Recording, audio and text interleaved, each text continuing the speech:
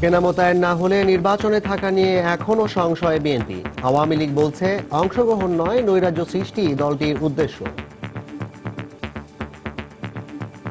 আজকে যদি ফিল্ড লেভেলে নির্বাচন কেন্দ্রসমূহে সেনাবাহিনী মোতায়েন থাকে তাহলে তারা সেখানে গিয়ে নির্ভয়ে আমার ভোট তার ভোট তারা যাকে যোগ্য মনে করে তাকে দিতে পারবে। বিএনপি অংশ নিয়েছে নির্বাচনের মাধ্যমে সরকারকে ঘায়েল করবে, অর্থাৎ আবার সন্ত্রাস, আবার নির্বাচনকে প্রশ্নবিদ্ধ করা, যা যা করার সমস্ত কিছু করবেন। আপাতত সেনা মোতায়েনের পরিকল্পনা নেই, আবারও জানালো ইসি। এখন পর্যন্ত যে পরিস্থিতি বিদ্যমান, আপনারা যেটা রিপোর্ট করছেন, আমাদের কাছেও যেটা বিভিন্ন সংস্থার রিপোর্ট, তাতে করে আমরা এরকম কোনো পরিস্থিতি দেখছি না। দেখছিলেন প্রধান শিরোনাম। রাত 11টার সময়ের সঙ্গে আছি আমি শেখ জায়েদ এবং আমি জাফর সাদিক। এবার অন্যান্য শীর্ষ সংবাদ। নির্বাচনী প্রচারের সময় পটুয়াখালীতে এক প্রার্থীর গাড়িতে বিরোধী পক্ষের হামলা, আহত অন্তত 20। নির্বাচন কমিশনের ভূমিকা নিয়ে বিরূপ মন্তব্য এরশাদের।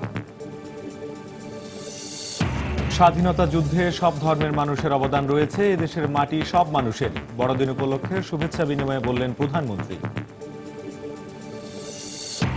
রাজনৈতিক ফায়দা নিতেই একটি মহলের ইঙ্গিতে টার্গেট কিলিং চলছে, মন্তব্য স্বরাষ্ট্রমন্ত্রীর। বড়দিন ও 31st নাইটে নেওয়া হয়েছে জোরদার নিরাপত্তা ব্যবস্থা। এবং রাজধানীতে কথা কাটাকাটির জেরে সিএনজি চালককে বাস চাপা দিয়ে হত্যার অভিযোগ, আটক অভিযুক্ত চালক।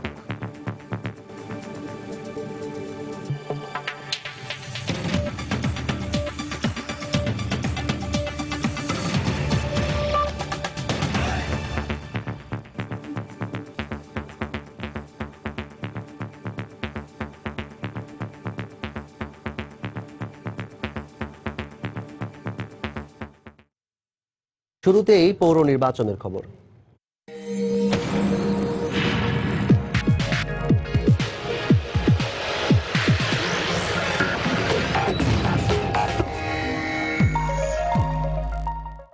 পৌর নির্বাচনে প্রচারণার সময় পটুয়াখালীতে এক প্রার্থীর গাড়ি বহরে হামলার ঘটনা ঘটেছে।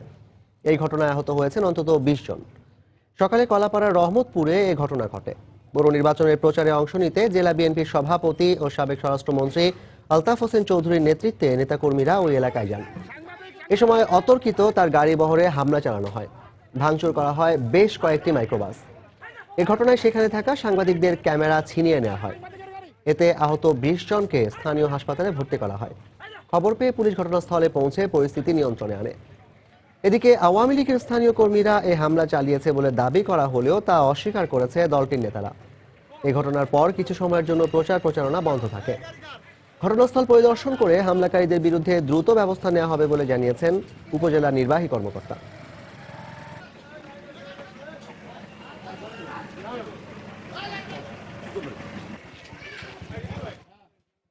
কলাপাড়ায় ঢোকার মুখে আমাদেরকে আওয়ামী লীগের কিছু সশস্ত্র ক্যাডাররা আক্রমণ করে এবং 6টা গাড়ি তারা ক্ষতি সাধন করে।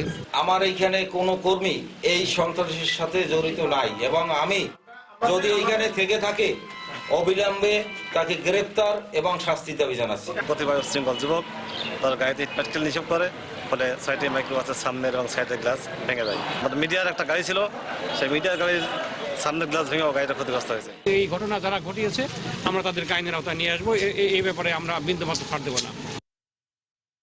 পৌর নির্বাচনে সহিংসতা ঠেকাতে নির্বাচন কমিশনের কাছে সেনা মোতায়েনের দাবি জানিয়েছে বিএনপি। দাবি না মানা হলে শেষ পর্যন্ত তারা নির্বাচনে থাকবেন কিনা সে বিষয়ে এখনো সিদ্ধান্ত নেয়নি দলটি। বিকেলে প্রধান নির্বাচন কমিশনারের সঙ্গে দেখা করে দলটির স্থায়ী কমিটির সদস্য মঈন খান এই কথা জানান। তবে প্রধান নির্বাচন কমিশনার মনে করেন গত কয়েকদিনে পরিস্থিতি কিছুটা অবনতি হলেও সেনা মোতায়েনের অবস্থা তৈরি হয়নি। গত দুদিনে সারা দেশের বিভিন্ন পৌরসভা থেকে আসতে শুরু করেছে সহিংসতার খবর। প্রতিদ্বন্দ্বী প্রার্থীদের উপর সরাসরি হামলার খবরও এসেছে অনেকগুলো স্থান থেকে। এমনই পরিস্থিতিতে মঙ্গলবার বিএনপির একটি প্রতিনিধি দল দেখা করে প্রধান নির্বাচন কমিশনারের সাথে। তাদের দাবি, পরিস্থিতির অবনতি ঠেকাতে ব্যর্থ হচ্ছে আইন শৃঙ্খলা রক্ষা বাহিনী। বিদ্যমান পরিস্থিতিতে সেনা মোতায়েনের বিকল্প নেই। আজকে যদি ফিল্ড লেভেলে নির্বাচন কেন্দ্রসমূহে সেনাবাহিনী মোতায়েন থাকে তাহলে তারা সেখানে গিয়ে নির্ভয়ে আমার ভোট তার ভোট তারা যাকে যোগ্য মনে করে তাকে দিতে পারবে। বাংলাদেশের প্রেক্ষিতে কি হচ্ছে না হচ্ছে তার বাস্তবতা আপনাদের জানা আছে, আমার নতুন করে ব্যাখ্যা করার কোনো দরকার নেই।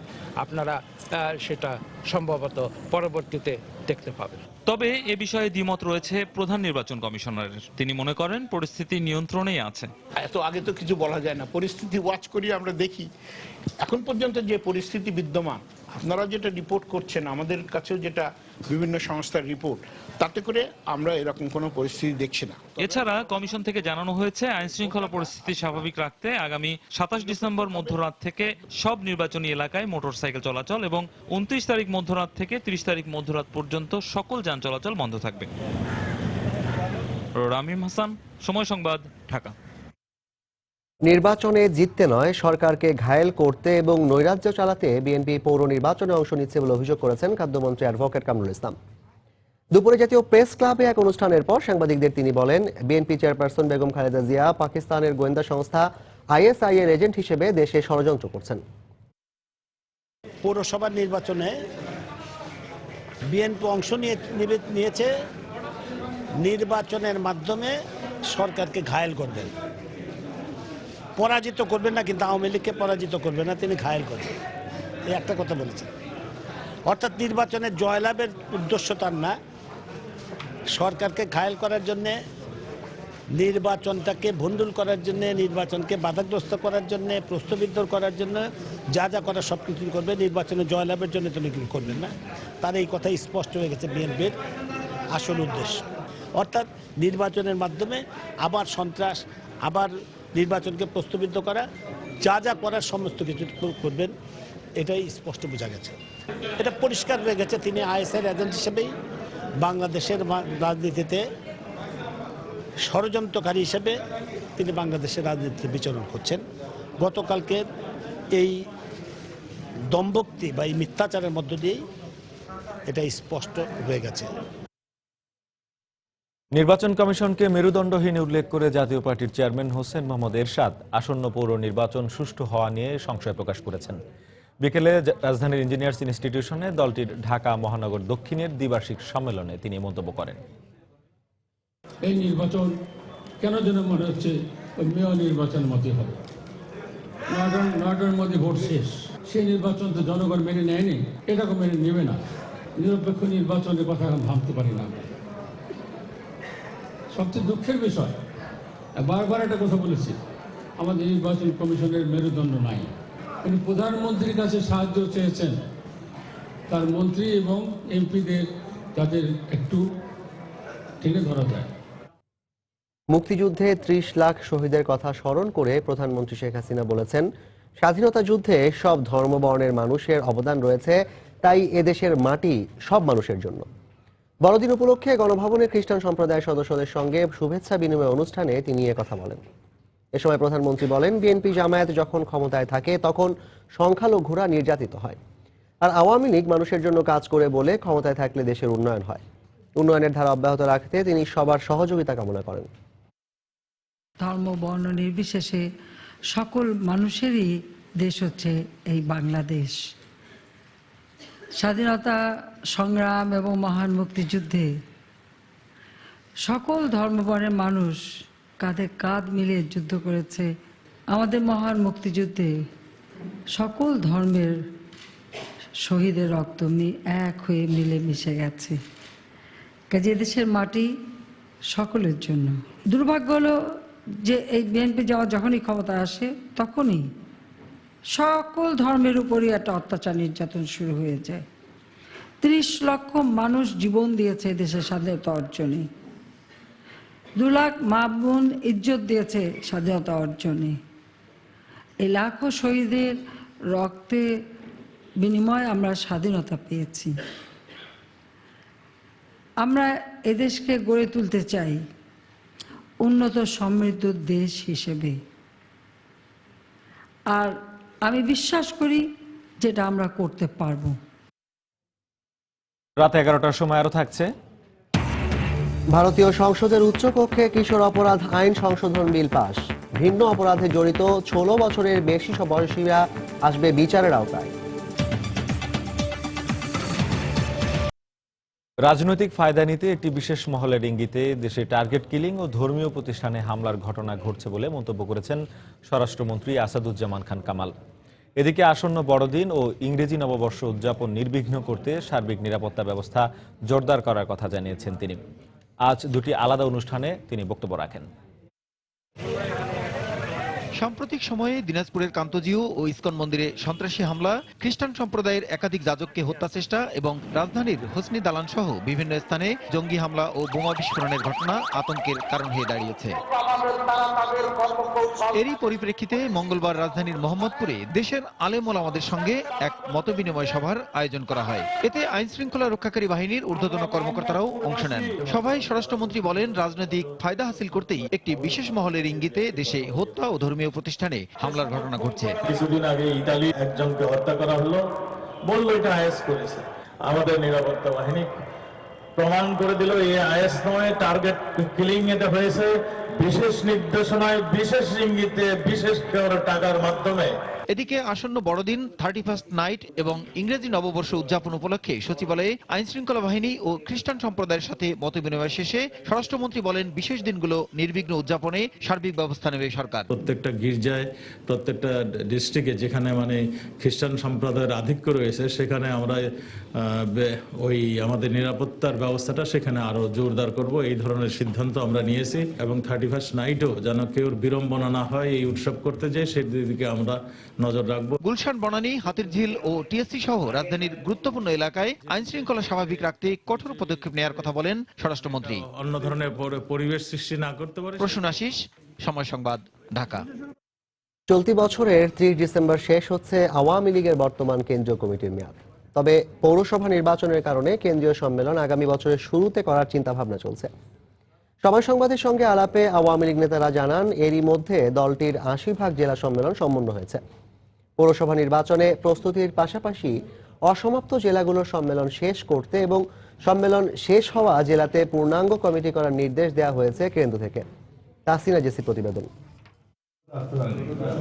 গত 21শে নভেম্বর ধানমন্ডিতে দলীয় সভানেত্রীর কার্যালয়ে দলের সম্পাদক মণ্ডলীর সভায় অসমাপ্ত জেলাগুলোর সম্মেলন সম্পন্ন করার তাগাদা দেন দলের সাধারণ সম্পাদক সৈয়দ আশরাফুল ইসলাম।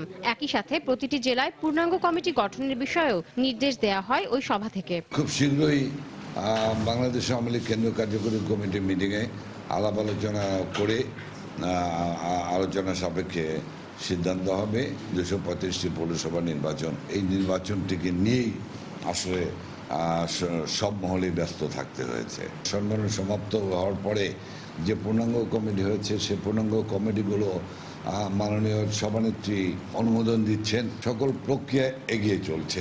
আওয়ামী লীগের 6টি সাংগঠনিক বিভাগের মধ্যে এখনো বাকি রয়েছে 20টিরও বেশি জেলার সম্মেলন। অনুমোদনের অপেক্ষায় রয়েছে 12টি জেলার পূর্ণাঙ্গ কমিটি। শেষ মুহূর্তে সম্মেলন সম্পন্ন করতে গিয়ে অনেকটা যেনতেনভাবেই শেষ হচ্ছে কোনো জেলার সম্মেলন। মুন্সিগঞ্জ, দিনাজপুর, লালমনিরহাট, জয়পুরহাট, বরগুনা, পটুয়াখালী, নোয়াখালী এবং খুলনা মহানগর সহ মোট 8 জেলায় সভাপতি ও সাধারণ সম্পাদক পদে পুনরায় এসেছেন ঘুরে ফিরে। দলীয় সাংসদদের জেলা কমিটির নেতৃত্ব না দেবার প্রধানমন্ত্রীর নির্দেশনার পরও অনেক জেলায় তা ঘটেছে। তবে এসব অভিযোগ মানতে নারাজ দলটির নেতারা। কমিটিতে কোন নেতৃত্ব থাকবে এটা নির্ভর করে কাউন্সিলরদের উপরে। কাউন্সিলর যদি পুরোনোটাই ইলেক্ট করে, আপনারা আমার কিছু বলার নাই। এমপি হলে জেলা কমিটিতে বা কোনো কমিটিতে যেতে পারবে না, এটাও গণতন্ত্রের কোনো বিধান নাই। আবার জেলা কমিটির প্রেসিডেন্ট বা সেক্রেটারি বা কর্মকর্তা কেউ হলে তারা কেউ এমপি হতে পারবেন না, সেটারও কোনো বাধ্যবাধকতা নাই। তিনি আরো বলেন, জেলাগুলোতে কাউন্সিল সম্পন্ন করার পাশাপাশি পূর্ণাঙ্গ কমিটি গঠনের মাধ্যমে কর্মঠ ও ত্যাগী নেতাদের কমিটিতে স্থান করে দেয়া হবে। বলার নাই। তাহসিনা জেসি, সময় সংবাদ, ঢাকা। স্বাধীনতার 44 বছর পরেও মুক্তিযোদ্ধা হিসেবে স্বীকৃতি পাননি দেশের অনেক বীর যোদ্ধা। মহান মুক্তিযুদ্ধে সক্রিয়ভাবে অংশ নেয়া, এমনকি যাচাই বাছাই কমিটির সুপারিশের পরেও তালিকাভুক্ত হননি তারা। তাদের দাবি, বছরের পর বছর জাতীয় মুক্তিযোদ্ধা কাউন্সিল ও মন্ত্রণালয় ঘুরেও কাজ হয়নি। বিস্তারিত মিজানুর রহমান কবিরের রিপোর্টে। বুয়েট ক্যাম্পাসে সহযোদ্ধার সমাধির পাশে প্রায়ই আসেন কিশোর মুক্তিযোদ্ধা কুতুবুদ্দিন আহমেদ। পলাশী গণহত্যার প্রত্যক্ষদর্শী কুতুবুদ্দিন ঢাকার নবাবগঞ্জে প্রশিক্ষণ নিয়ে গেরিলা যোদ্ধা হিসেবে মাঠে ছিলেন 71-এর 9 মাস। বুয়েটের কর্মচারী নাসির আহমেদ গেরিলা যুদ্ধে সক্রিয় ভূমিকা রেখেছেন রাজধানীর বিভিন্ন স্থানে। এই দুজনকেই তালিকাভুক্ত করার জন্য সুপারিশ করেছে সংশ্লিষ্ট কমিটি, কিন্তু রাষ্ট্রীয় স্বীকৃতি মেলেনি তাদের। ক্ষোভ আর আক্ষেপের কথা জানালেন তারা। টিউনের মাধ্যমে জাম্মুকাতে পাঠান, সেখান থেকে ওনারা আমাদের ইন্টারভিউ নিয়ে আবার ওইখানে বললেন যে আপনাদের কিছুদিনের মধ্যে গ্যাজেট হবে। সরকার বলছে করবে, কিন্তু আমরা তাই আশা রয়েছি। যদি এখন তালিকা না করে তাহলে তো আমরা আস্তে আস্তে সম্মান ছাড়া মৃত্যু হবে। যেটা মন্ত্রণালয় আর কি, ওখানে 3-4 দিন ঘোরার পরে 4তলা 5তলা 6তলা ঘুরলাম, ঘোরাটার উপরে লাইন না পাওয়ার কারণে নিজে ব্যাক করলাম, কিন্তু না আর যাবো না। দেশ স্বাধীন হয়েছে, এটা আমাদের অনেক বড় পাওনা আর কি। অন্যদিকে ৭১ এপ্রিলে রংপুরে শহীদ হন তৎকালীন পুলিশ কর্মকর্তা আব্দুস সত্তার ঠাকুর। তার পরিবারের সদস্যরা বিভিন্ন অনুষ্ঠানে আমন্ত্রিত হন শহীদ পরিবারের সদস্য হিসেবে। এমনকি রাজারবাগ পুলিশ লাইনের স্মৃতিফলকেও তার নাম রয়েছে, অথচ মুক্তিযোদ্ধার তালিকায় নাম ওঠেনি এখন পর্যন্ত। প্রধানমন্ত্রীর দপ্তর থেকে দাওয়াতপত্র পাওয়া হয়েছে, তো আমরা সবসময় এই দাওয়াতপত্র পাওয়ার পরে আমরা একটি আশার আলো দেখতে পাই যে শহীদ মুক্তিযোদ্ধা হিসেবে তারা একটি সার্টিফিকেট পাবে বা বিভিন্ন সুযোগ সুবিধা পাবে, কিন্তু অদ্যাবধি তারা পায়নি। এবং মুক্তিযুদ্ধ মন্ত্রণালয়ে যখন যোগাযোগ করা হয়েছে, তারা বলেছে যে ওনারা পুলিশ সদস্য, এটা পুলিশের ডিপার্টমেন্ট থেকে, ওই দপ্তর থেকে তারা তাদের যদি কোনো যায় তাহলে তারা সেই হিসাবে তাদেরকে শহীদ হিসাবে ওই মুক্তিযুদ্ধ বিষয়ক মন্ত্রণালয়ে অন্তর্ভুক্ত করে নেবে। তবে শীঘ্রই এ ব্যাপারে উদ্যোগ নেওয়ার কথা জানিয়েছেন পুলিশ কর্তৃপক্ষ। আমরা আশা করি ইনশাল্লাহ ওনারা ভোগান্তিতে পড়বেন না, কারণ এই ব্যাপারেও আমাদের পুলিশ হেডকোয়ার্টার কাজ করবেন এবং ব্যুরোক্রেটিক যে ঝামেলা, এই ঝামেলাটা ইনশাল্লাহ হবে না। স্যার এই ব্যাপারে সজাগ আছেন। দেশের টানে যুদ্ধে গিয়েও স্বীকৃতি না পাওয়াটা বেশ অবমাননাকর, এমন মন্তব্য মুক্তিযোদ্ধা ও তাদের পরিবারের সদস্যদের। মিজানুর রহমান খবির, সময় সংবাদ, ঢাকা। রাত 11টার সময় আরো থাকছে।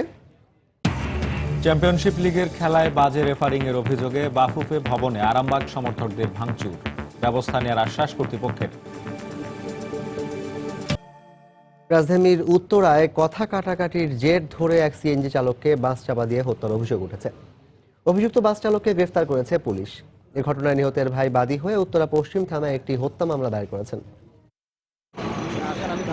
পুলিশ জানায় মঙ্গলবার দুপুরে উত্তরার জসিমউদ্দিনে ট্রাফিক সিগন্যালে তেতুলিয়া পরিবহনের একটি বাস একটি সিএনজি অটোরিকশাকে ধাক্কা দেয়। এতে সিএনজি অটোরিকশার পেছনের অংশ ক্ষতিগ্রস্ত হলে চালক ফারুক হোসেন বাস চালকের কাছে ক্ষতিপূরণ দাবি করেন। এ সময় দুপক্ষের বাকবিতণ্ডার এক পর্যায়ে বাস চালক ফারুক হোসেনকে চাপা দিলে ঘটনাস্থলেই মারা যান তিনি। ওইখানে আরেকটা মোবাইল ছিল, সেই মোবাইলকে পাঠাইলাম ওই জায়গাতে, তো দেখলো যে লোকজনও দেখলো, আমার ট্রাফিক সার্জেন্টও দেখলো গিয়ে যে ওখানে লোকটা মারা গেছে। মৃত আত্মীয় স্বজনকে তাদের তথ্য সংগ্রহ করে তাদেরকে খবর দিই থানায় আসার জন্য, অভিযোগ দায়েরের জন্য। ঘটনাস্থলের কাছাকাছি থাকা কর্তব্যরত পুলিশ ভ্যান ধাওয়া করে চালক সহ বাসটিকে জব্দ করে। একটা লোক ফোন দিয়ে আমরা বলছে আমি গাড়ির মালিকের লোক, আপনি মামলা করেন না, আপনি আমাদের সাথে সমঝোতায় আসেন। আমার ভাই তো গেছে, ভাই তো আর পাব না, কিন্তু এর শান্তি একটা সুষ্ঠু ভালো একটা যেমন বিচার যেন পাই, এটি আপনার কাছে আমার অনুরোধ।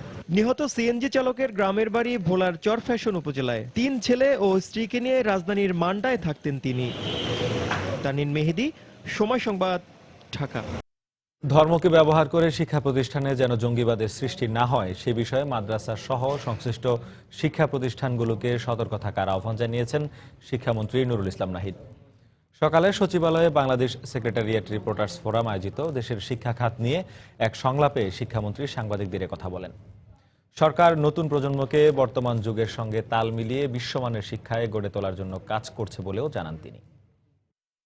সকল ধর্মের সমান সুযোগ দিয়ে তার ধর্মীয় শিক্ষা অর্জন করতে লাভ করতে পারে, তো এবং সঙ্গে সঙ্গে আধুনিক বিজ্ঞান চর্চার সুযোগ লাভ করতে পারে, যাতে সে তার ধর্মীয় এবং সমস্ত ঐতিহ্য রক্ষা করে সে একজন আধুনিক মানুষ গড়ে ওঠে। সব মাদ্রাসা জঙ্গিবাদের তৈরি করে, এই দিকটা এটা ঠিক না, এবং এই কথাটা বলা মানে একটা ব্যাড মেসেজ তাদের জন্য চলে যায়। কিছু কিছু লোক যারা ধর্মকে ব্যবহার করে জঙ্গিবাদ করে, সেই জায়গাটায় বন্ধ করতে হবে। ধর্মকে ব্যবহার করে যেন কেউ করতে না পারে, তার জন্য মাদ্রাসাগুলোকে সতর্ক থাকা উচিত।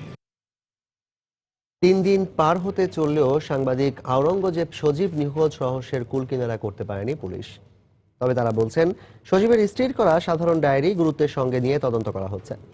পুলিশ আরও বলছে চাঁদপুরগামী লঞ্চ থেকে সজীব আত্মহত্যার উদ্দেশ্যে নদীতে ঝাঁপ দিয়েছেন এমন বক্তব্যের পক্ষে সন্তোষজনক প্রমাণ তারা পাননি। এদিকে 3 দিনেও খোঁজ না মেলায় চরম উৎকণ্ঠা নেমে এসেছে সাংবাদিক আওরঙ্গজেব সজীবের পরিবারে। স্ত্রী বলছেন, তার স্বামীর আত্মগোপন বা আত্মহত্যার পথ বেছে নেয়ার কোনো কারণ নেই। ঘটনার দিন ভোরেও প্রতিদিনের মতো স্বাভাবিক অবস্থায় বাড়ি থেকে কর্মস্থল ঢাকা মেডিকেল কলেজ হাসপাতালে যান তিনি। এটা তো আমার সাথে যদি ঝগড়া থাকতো না ভাইয়া, আমার মনটা আমি বুঝ দিতে পারতাম যে আমার সাথে ঝগড়া করে গেছে, সেই কারণে সে যে আত্মহত্যা করছে এটা। আর আমার স্বামী যখন আমার সাথে ঝগড়া করে যাবে, সে তখন অফিসে যাবে না, অফিসের কোনো কাজ করবে না, সে ডাইরেক্টই মুন্সিগঞ্জ লঞ্চে যাবে, সেখান থেকে সে ডাইরেক্টই সবকিছু নিয়ে চাপ দিবে। কিন্তু সে তো এই কাণ্ডগুলো করেনি। সে ঠান্ডা মাথায় ঢাকা মেডিকেলে গেছে, 9:30 পর্যন্ত আপনাদের সাথে কাজ করছে, করার পর সে আমি শুনি যে 9:30 পর্যন্ত কাজ করলে 9টার সময় তো সে লঞ্চ ছেড়ে দিছে, তাহলে সে লঞ্চে যাবে কি করে? সম্ভাব্য যে সমস্ত লিঙ্কেজ আছে সবার সাথে কথা বলছি, প্লাস আমরা সিরিয়াল নিয়ে কাজ করছি, তাদের কল ডিটেলস আমরা নিয়ে এসেছি। আমাদের আয়োগ সার্বক্ষণিক 24 আওয়ার্স এটা নিয়ে কাজ করছে। লঞ্চের ম্যানেজারের সাথে কথা বলছে, ম্যানেজার বলছে যে না, লাভ দিয়েছে, নর্মালি লাভ দিলে ওই সময় হইচই পড়ে যায় লঞ্চের ভিতরে, তখন তারা স্টে করে, কিন্তু সেই টাইপের কোনো ঘটনা তাদের নজরে আসে না বা তারা জানে না। জাস্ট একজন এসে তাকে ফোন দিয়েছে, দিয়ে বলছে যে সে লাভ দিয়েছে, এতটুকু। যেই ব্যক্তি তাকে ফোন দিয়েছে তার সাথে কথা হয়েছে আপনার? তার সাথে কথা হয়েছে। সেই কি শাকিল? শাকিল, ওভার ফোনে কথা হয়েছে, কিন্তু শাকিল আবার একটু সন্দেহ হচ্ছে, শাকিল তার অ্যাড্রেসটা সঠিক দিচ্ছে না বলে আমাদের মনে হচ্ছে। সর্বসাধারণের শেষ শ্রদ্ধায় সিক্ত হলেন 71-এর শব্দ সৈনিক রাশেদুল হোসেন। আজ ভোরে বঙ্গবন্ধু শেখ মুজিব বিশ্ববিদ্যালয় হাসপাতালে চিকিৎসাধীন অবস্থায় মারা যান তিনি। পরিবারের সদস্যরা জানিয়েছেন, বিকেলে ব্রাহ্মণবাড়িয়ায় জানাজা শেষে তাকে দাফন করা হয়। স্বাধীন বাংলা বেতার কেন্দ্র, একটি ঘোষণা। 71-এ মুক্তিযোদ্ধাদের উদ্দীপ্ত করতে অসামান্য ভূমিকা ছিল স্বাধীন বাংলা বেতার কেন্দ্রের। আর এই বেতার কেন্দ্রেই নেপথ্যে থেকে প্রধান প্রকৌশলী হিসেবে দুঃসাহসিক ভূমিকা রেখেছিলেন রাশেদুল হোসেন। বাঙালিদের উপর পাকিস্তানি নৃশংসতা শুরুর পরপরই চট্টগ্রামে কালুরঘাট বেতার কেন্দ্র থেকে স্বাধীনতার পক্ষে প্রচারণা শুরু হয়। পরে বেতার কেন্দ্রে বোমা হামলা হলে ক্ষতিগ্রস্ত ট্রান্সমিটার নিয়ে ভারতের ত্রিপুরায় আশ্রয় নেন সে সময়ের বেতার প্রকৌশলী রাশেদুল হোসেন। পরে যে 10 জনের হাতে স্বাধীন বাংলা বেতার কেন্দ্র প্রতিষ্ঠিত হয়, তিনি ছিলেন তাদেরই একজন। অবসরের আগ পর্যন্ত ঢাকায় বাংলাদেশ বেতারে আঞ্চলিক প্রকৌশলী হিসেবে কর্মরত ছিলেন তিনি। তাই তার মৃত্যুর পর মরদেহ নেওয়া হয় বেতার ভবনে। সেখানেই তাকে শেষ শ্রদ্ধা জানান সহকর্মী ও শুভানুধ্যায়ীরা। কপি বুক ছাড়া ট্রান্সমিটারের মতো সূক্ষ্ম যন্ত্রপাতি একত্রিত করে সেখানে সম্প্রচার শুরু করা, এটা অসম্ভব ব্যাপার, কিন্তু সেই অসম্ভবকে ওরা সম্ভব করেছিল সেদিন। এই জন্যেই রাশেদুল হাসানকে আমি মনে করি রাষ্ট্রের প্রথমেই তাকে সম্মানিত করা উচিত ছিল। স্বজনেরা জানান, বেশ কয়েকদিন ধরেই বার্ধক্যজনিত রোগে ভুগছিলেন 71-এর এই শব্দ সৈনিক। সর্বশেষ বঙ্গবন্ধু শেখ মুজিব মেডিকেলে আইসিইউতে চিকিৎসাধীন ছিলেন তিনি। শেষ মুহূর্তে লাইফ সাপোর্টে ছিল, আব্বাকে ভেন্টিলেটর দিয়ে ট্রিটমেন্ট করা হচ্ছিল। আব্বা যেন পরকালে গিয়ে আল্লাহর কাছে যেন যত ধরনের সুখ আছে আমার আব্বা পায়ের জন্য দোয়া করেন। শ্রদ্ধা নিবেদন শেষে 71-এর এই বীর শব্দ সৈনিকের মরদেহ নিয়ে যাওয়া হয় ব্রাহ্মণবাড়িয়ায় তার গ্রামের বাড়িতে। তাফসির বাবু, সময় সংবাদ, ঢাকা।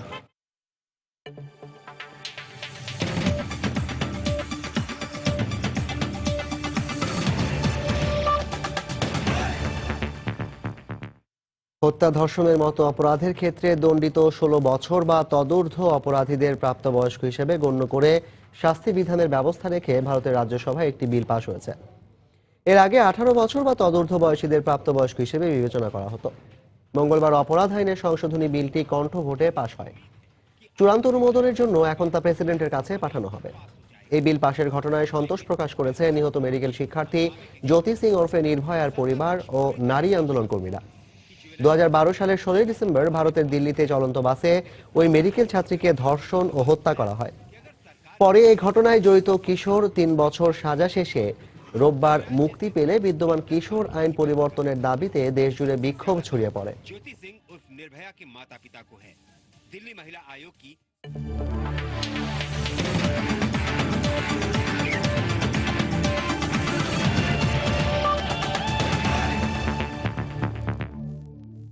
বাংলাদেশ চ্যাম্পিয়নশিপ লিগের ম্যাচে বাজে রেফারিংয়ের অভিযোগ এনে বাফুফে ভবনে ভাঙচুর করেছে আরামবাগ ক্রীড়া সংঘের সমর্থকরা। বিকেলে বীরশ্রেষ্ঠ সিপাহী মোস্তফা কামাল স্টেডিয়ামে বাংলাদেশ চ্যাম্পিয়নশিপ লিগে মুখোমুখি হয়েছিল বাংলাদেশ পুলিশ ও আরামবাগ ক্রীড়া সংঘ। ম্যাচে 3-2 গোলে পুলিশের কাছে হেরে যায় আরামবাগ। এরপর বাজে রেফারিংয়ের অভিযোগ তোলে আরামবাগ সমর্থকরা। উত্তেজিত সমর্থকরা ম্যাচ শেষে মাঠে চেয়ার, ইট, পাটকেল ছোড়ে। এতে আহত হন ম্যাচ রেফারি মনির হোসেন।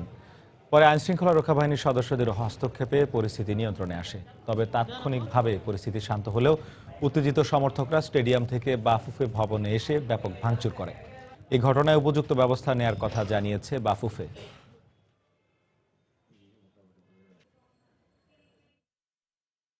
ভালো একটা ম্যাচ, উপভোগ্য ম্যাচ হয়েছে। ম্যাচে কোনো সমস্যা নেই। আমরা যখন ড্রেসিং রুমে ঢুকতেছি, দর্শকরা উপর থেকে বা কে বা কারা ঢুকতেছি পুলিশের নিয়ে, সহযোগিতা নিয়ে, ওই মুহূর্তে পাথর, বোতল, বরফ, চেয়ার এগুলি ছুঁড়ে মারছে। অন্যান্য ফেডারেশনে যারা ছিল মানে কার্যক্ষেত্রে সবাই কিন্তু এই খেলার ব্যাপারে কোনো রকমের কিছু আমি শুনি নাই। মাঠেও একটা ঘটনা ঘটেছে, মাঠেও সমস্ত হুন্ডা ভেঙে দিয়েছে, সেখানকার চেয়ারগুলি ভাঙা হয়েছে। তারপরে ওখানে পুলিশের উপর আক্রমণ হয়েছে, আবার পুলিশও বোধহয় ওই দর্শকদের উপরে কিছুটা তারা লাঠিপেটা করেছে। এরকম একটা কম্পিটিশন ম্যাচের পরে হঠাৎ করে বাংলাদেশ ফুটবল ফেডারেশনে এসে অ্যাটাক করা এবং এই ম্যাসিভ একটা ভাঙচুর করা, এটা তো কোনোভাবেই মানা যায় না। ফুটবল ফেডারেশন নিশ্চয়ই ব্যাপারে কোনো স্টেপ নেবে। ফুটবল ফেডারেশন তো বাংলাদেশের ফুটবলের সর্বোচ্চ সংস্থা, সেই সংস্থার উপর আঘাত এসছে, সুতরাং নিশ্চয়ই ফুটবল তো বসে থাকবে না। এ পর্যায়ে শীর্ষ সংবাদগুলো জানিয়ে দিচ্ছি আরেকবার। সেনা মোতায়েন না হলে নির্বাচনে থাকা নিয়ে সংশয়ে বিএনপি, দাবি আবারও নাকচ করল ইসি। নৈরাজ্য সৃষ্টি করতে 20 দলের নির্বাচনে অংশ নেওয়া, মন্তব্য আওয়ামী লীগের। নির্বাচনী প্রচারের সময় পটুয়াখালীতে এক প্রার্থীর গাড়িতে বিরোধী পক্ষের হামলা, আহত অন্তত 20। নির্বাচন কমিশনের ভূমিকা নিয়ে বিরূপ মন্তব্য এরশাদের। স্বাধীনতা যুদ্ধে সব ধর্মের মানুষের অবদান রয়েছে, এদেশের মাটি সব মানুষের। বড়দিন উপলক্ষে শুভেচ্ছা বিনিময়ে বললেন প্রধানমন্ত্রী। রাজনৈতিক ফায়দা নিতে একটি মহলের ইঙ্গিতে টার্গেট কিলিং চলছে, মন্তব্য স্বরাষ্ট্রমন্ত্রীর। বড়দিন ও তার 31st নাইটে জোরদার হচ্ছে নিরাপত্তা ব্যবস্থা। এবং রাজধানীতে কথা কাটাকাটির জেরে সিএনজি চালককে বাস চাপা দিয়ে হত্যার অভিযোগ, আটক অভিযুক্ত চালক।